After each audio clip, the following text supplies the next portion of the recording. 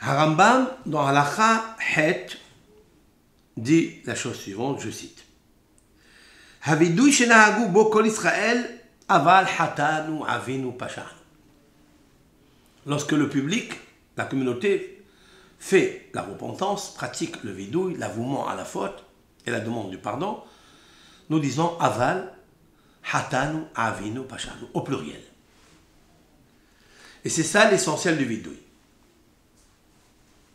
Harambam poursuit dans cette halakha het. Averot sheidvada alehem biyom kippurim ze, les péchés dont il se repentit ce kippour, n'importe quel kippour de l'année dernière par exemple, hoser umidvada alehem biyom kippurim aher. Les mêmes péchés, il devra se repentir et faire teshuva et demander pardon à Hachem pour avoir fait tel et tel péché chaque kippour et kippour de toute sa vie. Même qu'il a tenu bon dans sa teshuva, qu'il n'a pas récidivé les fautes qu'il a faites dont il se repentit l'année dernière, quand même, il devra se repentir. Chez les Emma, comme il est marqué, David Amelech a dit dans le psaume 51, car je connais mes péchés, et ma faute est en face de moi à jamais. De quoi s'agit-il?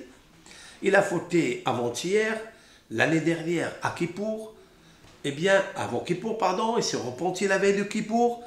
Quand même, cette année, avec l'aide d'Hachem, il devra se repentir les mêmes avéros.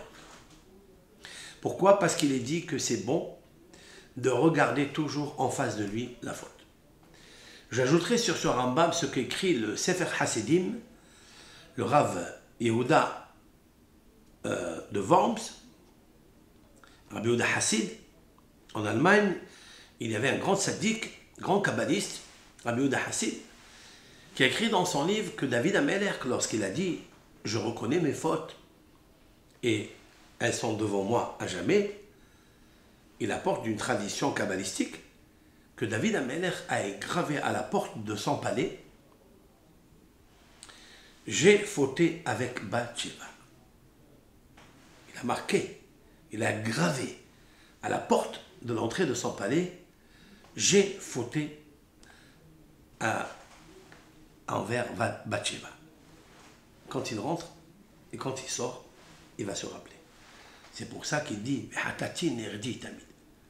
et mon péché est en face de moi toute ma vie. Mais comment? Comment il peut être en face de lui? Mais quand il rentre au palais, il est obligé de rentrer. C'est un roi. Il va voir ce qu'il a écrit.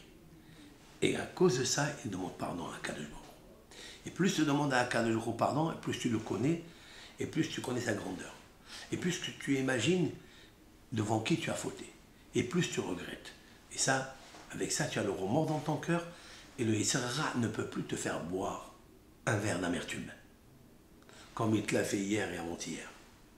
Fin de citation de ce que le Sefer Hasidim nous a enseigné. Kol Tov Lachem.